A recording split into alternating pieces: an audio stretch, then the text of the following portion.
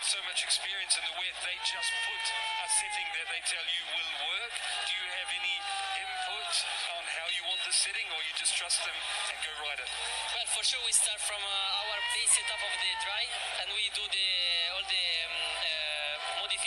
modifyings for the wet. But honestly, I don't have any feedbacks.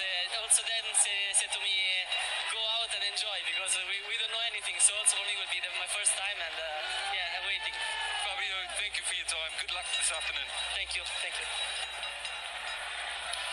Scenes you didn't expect to see at 3:15 on race day Sunday at the Indonesian Grand Prix.